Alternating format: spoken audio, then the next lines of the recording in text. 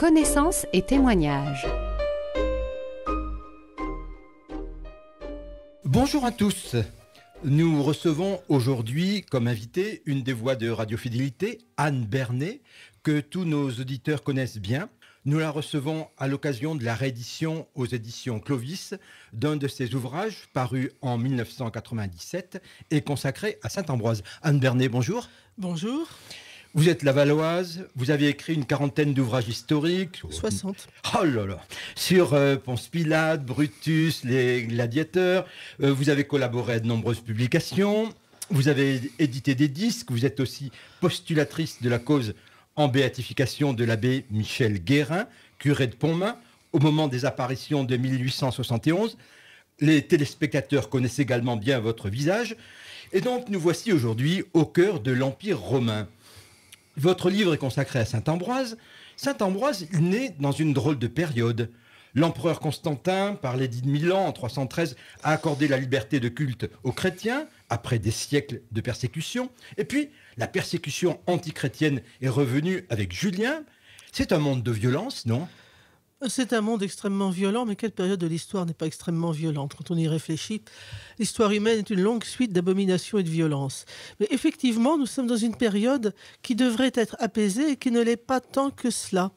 Parce que la mort de Constantin et le partage de l'Empire entre ses fils va provoquer de nouvelles crises, avec de nouveaux drames, dont le père de Saint-Ambroise sera d'ailleurs l'une des victimes.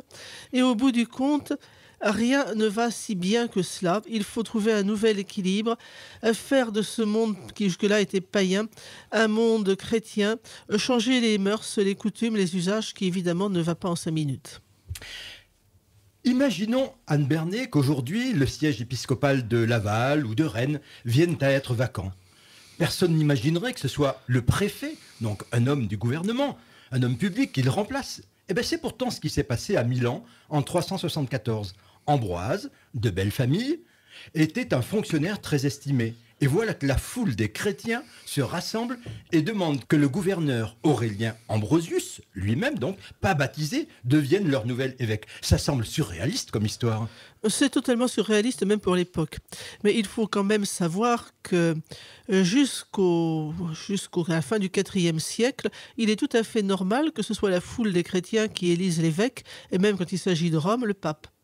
Donc, tous les baptisés peuvent se réunir et choisir leur propre élu. Mais lui, il n'était pas baptisé. Mais lui n'était pas baptisé. C'est bien ça le problème. Mais c'est pas tellement étonnant dans la mesure où dans le monde catholique du IVe siècle, on hésite beaucoup à recevoir le baptême jeune, surtout les hommes, parce qu'il n'y a pas de confession. Donc on ne peut pas se repentir de ses péchés. Si l'on chute à nouveau, eh bien, on pourra faire pénitence une fois. Et quand on dit faire pénitence, ce n'est pas une plaisanterie. C'est quelque chose qui peut durer plusieurs années, voire jusqu'à la fin de sa vie, quand les péchés sont véritablement graves, accompagné de l'empêchement total d'assister à la messe, de recevoir les sacrements, la possibilité aussi d'être mis au pain sec et à l'eau pour le restant de ses jours. Quelquefois, cela implique des pénitences publiques et particulièrement humiliantes. Sainte Fabiola, par exemple, qui est divorcée, s'est remariée, va plusieurs dimanches de carême de suite aller se coucher devant la basilique Saint-Jean de Latran à Rome et laisser les gens s'essuyer les pieds sur elle. Ça donne quand même une idée de la joyeuseté des pénitences de l'époque. On comprend donc pourquoi les gens hésitent un peu, non pas à pécher, hélas, la nature humaine étant ce qu'elle est, mais à se trouver en situation d'être obligé de faire pénitence. Par conséquent, il est beaucoup plus simple d'attendre le plus longtemps possible pour être baptisé, puisque selon la formule consacrée, le baptême lavera tout.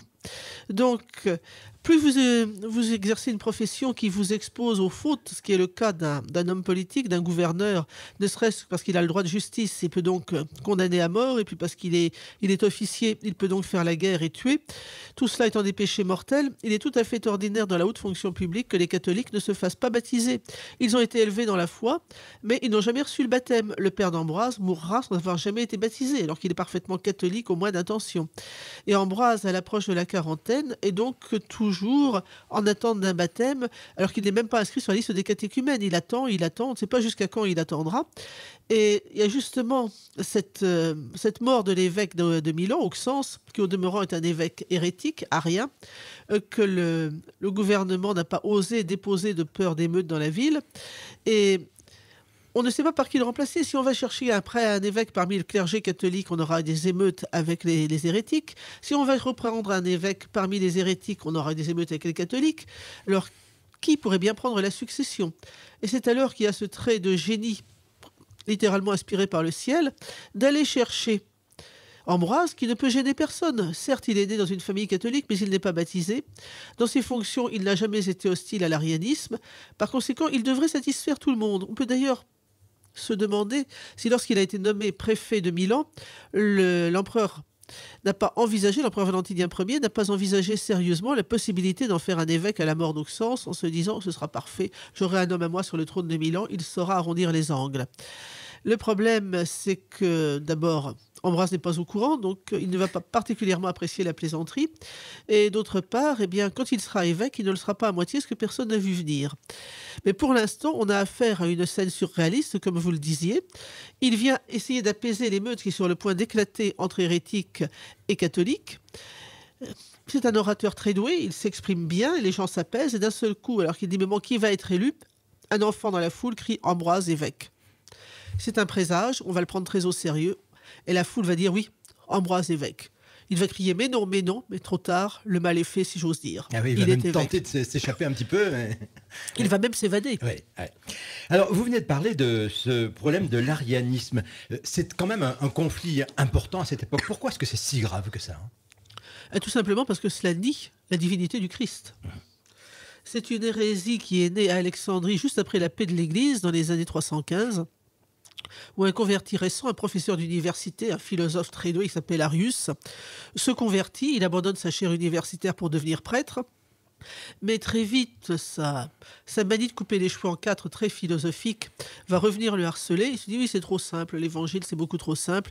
Et il se pose une question fondamentale, si Dieu est infini et éternel, comment pourrait-il s'incarner dans une créature finie et mortel.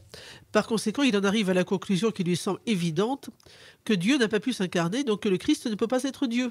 Il n'y a pas de seconde personne de la Trinité, il n'y a pas de Trinité, il y a juste une sorte de super-héros appelé Jésus, qui est certainement très méritoire, au point d'ailleurs de se valoir le titre de fils de Dieu, mais qui n'est pas plus fils de Dieu que ne l'est Arius lui-même. Et c'est ce qu'il va prêcher. Il le prêche à Alexandrie. Alexandrie qui est une ville universitaire, pétrie de culture grecque, où cette théorie fumeuse va beaucoup plaire. Ça va commencer par les milieux intellectuels, puis ça va gagner tout le monde. Et le grand malheur, c'est que malgré la résistance du patriarche d'Alexandrie, à l'époque c'est Cyril, et puis ce sera son successeur Athanase, ils vont se donner beaucoup de mal pour arrêter Arius en chemin.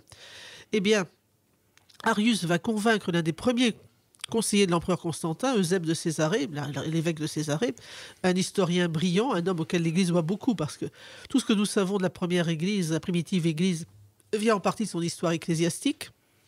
Mais Eusèbe va être profondément séduit par les théories d'Arius, et il va rapporter ça à la cour à Constantinople, et Constantin va passer à l'arianisme et ses fils avec lui. Et à partir de ce moment-là, avec le soutien du pouvoir, les Ariens ne se sentent plus. On va convoquer le concile de Nicée, dont nous célébrons le centenaire cette année, 325. Mais le concile de Nicée, certes, va condamner Arius, qui meurt d'ailleurs pendant le concile, mais cela ne va rien changer. Le soutien des princes va l'emporter et l'arianisme va se diffuser d'abord dans tout l'Orient et puis en partie dans l'Occident. Certains des fils de Constantin prendront même des mesures extrêmement violentes contre les catholiques pour essayer de les interdire, déportation d'évêques, arrestation, flagellation, tout va y passer. Mais pendant ce temps-là, l'hérésie pullule et du temps d'Ambroise, elle a tendance à reculer. Elle a tendance à reculer parce que c'est un prince catholique qui a repris le pouvoir, Valentinien. Mais comme il a épousé une arienne, il est quand même un peu pieds-et-poings-liés, le pauvre Valentinien. Et d'où la difficulté de remplacer Auxence, qui est pratiquement le dernier évêque hérétique d'Europe. Mais c'est un mal qui ne va pas s'éteindre facilement. L'arianisme va continuer à reparaître sous une forme ou sous une autre avec les invasions barbares, donc après la mort d'Ambroise, à partir de 405-410, parce que les peuples barbares qui vont déferler sur l'Occident sont tous convertis à l'arianisme. Ça va durer jusqu'au 6e, 7e siècle. Il y aura des puissances ariennes jusqu'au début du 7e siècle. Elles seront très difficiles à éradiquer. Et puis, c'est une hérésie qui, sous d'autres noms, ressurgira maintes reprises dans l'histoire. C'est quelque chose qui ne sera jamais totalement éradiqué, l'arianisme. christianisme, c'est une tentation perpétuelle. Avec ce détail très particulier que partout où il était bien implanté, il a ouvert la porte à l'islam. Alors on va revenir à Ambroise. Lorsqu'on parle d'un saint aujourd'hui, on pense par exemple à une mère Teresa, c'est-à-dire à quelqu'un qui s'est dévoué pour les pauvres, pour les plus démunis, à l'écart des affaires publiques.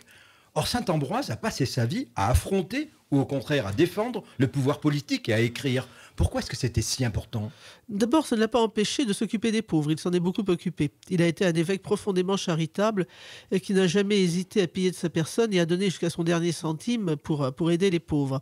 Mais, par ailleurs, nous sommes dans un monde qu'il faut faire chrétien. Eh oui. À l'époque, Ambroise ne peut pas plus qu'aucun de ses contemporains, ne peut imaginer qu'au moment de sa mort, en 397, l'Empire romain est déjà à l'agonie, mais que les invasions se produiront moins de 15 ans après sa mort. Ambroise aurait-il vécu une décennie de plus, il les aurait peut-être déjà empêchés, en tout cas il les aurait gérés de manière plus intelligente que le pouvoir. Mais ça ne s'est pas produit. Mais donc, au moment où il est évêque de Milan, ou préfet auparavant, il pense travailler pour un empire qui a déjà 1200 ans et qui pour lui devrait continuer, sinon éternellement, du moins encore un bon moment. Donc il travaille pour construire un empire chrétien. C'est toute la gloire d'Ambroise. Il rêve d'une Rome chrétienne, mais politiquement chrétienne aussi. Il va donc y travailler, ce qui est tout à fait logique. Il faut un personnel catholique. Il faut se souvenir que beaucoup de très hauts fonctionnaires, à commencer par son propre cousin, le préfet de Rome, Symmaque, qui est au demeurant un homme remarquable à tout point de vue. Symmaque est resté païen. Il y a des affrontements extraordinaires, titanesques entre les deux cousins, l'un défendant, tous les deux profondément patriotes et aimant Rome, l'un défendant l'ancienne image de Rome, la Rome païenne, fidèle à ses racines, et l'autre défendant une Rome tout aussi glorieuse, mais catholique. Justement, même catholique, Ambroise reste fidèle à la raison, admire l'éloquence des grands auteurs romains. Et il est quand même marqué par la grandeur de Rome. Mais il est profondément marqué par la grandeur de Rome. Mais Rome est païenne. Mais Rome est païenne, c'est bien pourquoi il veut faire une Rome chrétienne. Alors évidemment, on finira par arriver 150 ans plus tard, 200 ans plus tard, à des excès contraires, lorsque quelqu'un comme Saint Grégoire dira qu'il ne faut surtout pas lire les auteurs païens, qu'un chrétien ne doit pas lire les auteurs païens. Mais le problème, c'est qu'à l'époque, il n'y a pas d'auteurs chrétiens. Ça commence à peine ou très très lentement, que voulez-vous. Si vous n'avez pas la littérature païenne, vous n'avez plus aucune culture latine.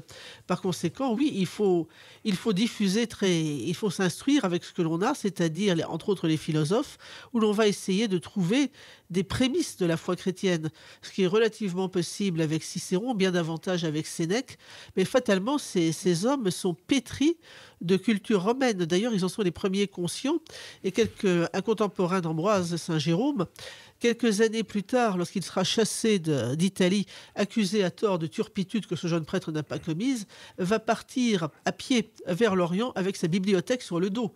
Il faut imaginer ce garçon qui en plus n'est pas un sportif, qui est une sorte de petit gringalet, un intellectuel, qui met dans son sac tous ses livres. Alors évidemment, ce n'est pas le format d'aujourd'hui, ce sont des parchemins, ça pèse moins lourd. Mais il a l'intégralité de sa bibliothèque sur son dos, il va faire 2000 km à pied en plein été vers l'Orient en traînant ses précieux bouquins. Il arrive, il est absolument épuisé, il s'écroule, il attrape la typhoïde, il est mourant, il fait une expérience de mort imminente, il se retrouve devant le trône de Dieu, et dès qu'il lui dit, Seigneur, lui dit, mais qui es-tu? Il dit, je suis Jérôme. Et mais quelle est ta foi? Et Jérôme répond en tremblant, je suis catholique. Et le Christ le regarde et dit, non, Jérôme, tu n'es pas chrétien, tu es cicéronien.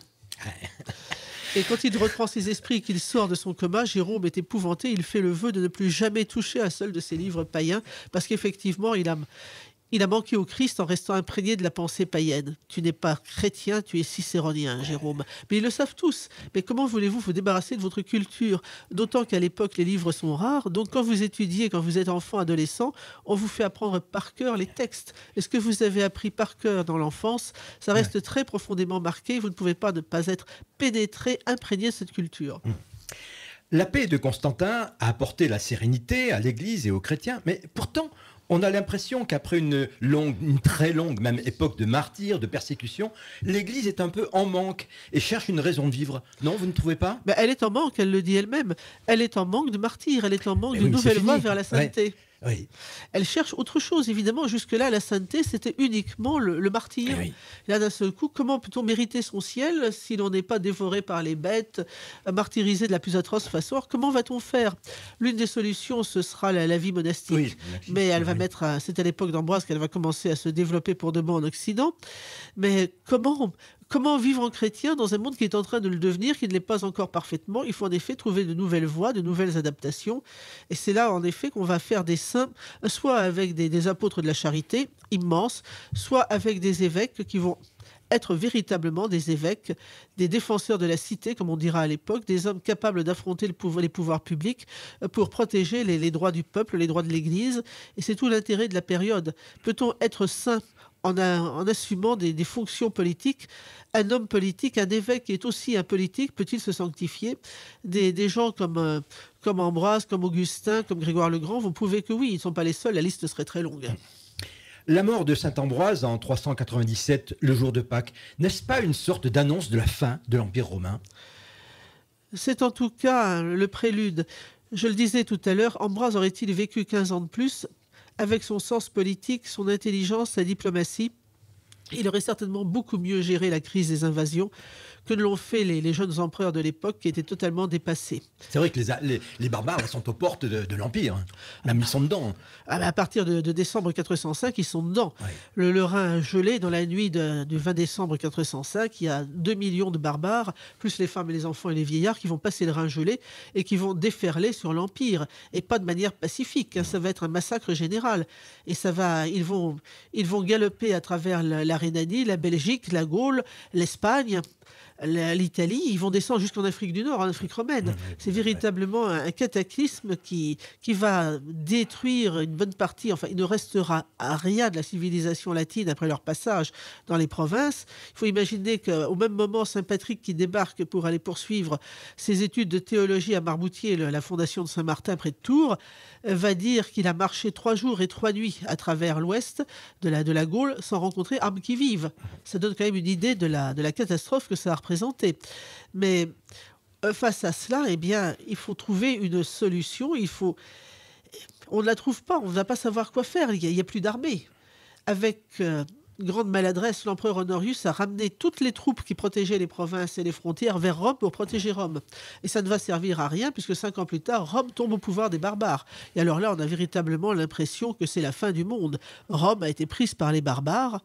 Alors, Rome se relèvera, mais c'est fini, sa puissance est à terre, et depuis, ça ne sera plus qu'une agonie qui se terminera en 476, lorsque le barbare Stilicone, qui est le véritable maître du pouvoir, va renvoyer les insignes impériaux après avoir déposé le dernier empereur d'Occident, qui est un gamin de 14 ans, qui s'appelle Romulus Augustule. Il renvoie les insignes à Constantinople.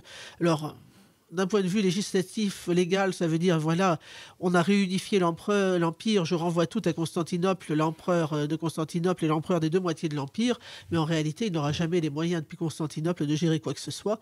Les barbares sont maîtres de l'Europe et ils vont le rester. Mais quand même, pourquoi alors ce grand empire romain, qui avait duré des siècles, n'a-t-il pas laissé la place à un autre monde romain chrétien? Ça a bien été l'ambition de recréer un monde romain chrétien. Alors, chrétien, incontestablement, ce sera toute l'œuvre de Clovis, par exemple, plutôt des grands évêques qui vont le conduire vers le pouvoir absolu, des gens comme Rémi ou Avitus de Vienne, qui vont en effet comprendre que le seul espoir de survie de la Gaule, ce sera vrai en Espagne, ce sera vrai partout, que le seul espoir de survie de leur pays, c'était de résister à l'arianisme qui est tout puissant, de refaire une puissance catholique, des puissances catholiques qui transmettront justement cet héritage romain de civilisation, de culture, de pensée chrétienne. Mais en même temps, ce qu'il ne faut pas perdre de vue, et c'est probablement la raison de l'échec du renouveau d'un empire romain d'Occident, c'est que ces hommes sont profondément patriotes. Des gens comme Rémi, comme Avitus, en Gaule, comme Léandre en Espagne, ce sont des gens qui restent attachés au passé de leur nation, qui se souviennent qu'après tout, ils sont des peuples conquis, qu'ils ont été sous le joug romain qui n'a pas toujours été tendre pendant des siècles, et d'un seul coup, ils voient la possibilité, tout en transmettant une culture, une civilisation qu'ils aiment, et tout en sauvegardant la foi catholique, de redonner naissance à leur propre patrie. Et c'est tout simplement ce patriotisme qui va faire qu'à terme, les nations occidentales vont naître. C'est comme ça que la France, l'Espagne, l'Italie vont peu à peu sortir des limbes parce qu'au fond, ces gens voulaient à la fois transmettre la culture latine et romaine, mais en même temps l'indépendance de leur patrie respective et de leur propre culture. Et pourtant, l'idéal de l'Empire romain restera pendant des siècles encore. Il restera pendant des siècles, mais ce sera toujours une tentation de la renaissance de l'Empire, c'est la tentation de Charlemagne, c'est celle des empereurs romains germaniques tout au long du Moyen-Âge. Ça ne fonctionnera jamais. Ça ne fonctionnera jamais parce que cela signifierait passer sous la domination, non pas d'un empereur universel comme l'était l'empereur romain, qui au fond avait réussi à créer un monde, aujourd'hui on dirait une mondialisation heureuse, ce qui était quand même assez largement le cas sous l'Empire romain, mais là, pour la plupart des peuples, cela signifie simplement passer sous la domination d'un empereur germanique dont ils n'ont rien à faire. Raison principale pour laquelle ni les Italiens, ni les Espagnols c'est un cas un peu à part, ni les Français n'accepteront jamais toute la tâche des rois de France. Jusqu'à la fin du XVIe siècle, ce sera justement d'empêcher que la France soit absorbée dans ce grand magma impérial dont elle n'a rien à faire. Alors, Anne Bernet, une dernière question quand même. Que nous reste-t-il de la vie de Saint-Ambroise ? Mais il nous reste un exemple extraordinaire. Véritablement l'évêque par excellence. Il y a un épisode qui résume toute l'histoire d'Ambroise.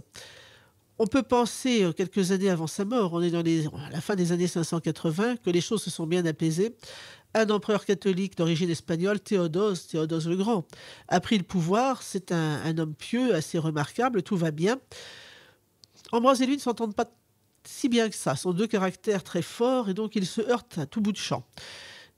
Et puis un jour, il se passe un incident tragique à Thessalonique, en Grèce. Pour une broutille, le gouverneur germanique de Thessalonique fait arrêter un champion de course de chars et qui a fait des propositions malhonnêtes à un de ses jeunes serviteurs.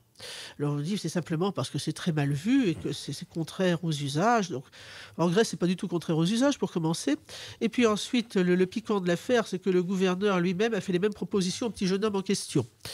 Donc en fait, c'est une affaire de pure jalousie. Il va faire emprisonner le champion de chars. Simplement, on est à quelques semaines de la plus grande course de l'année.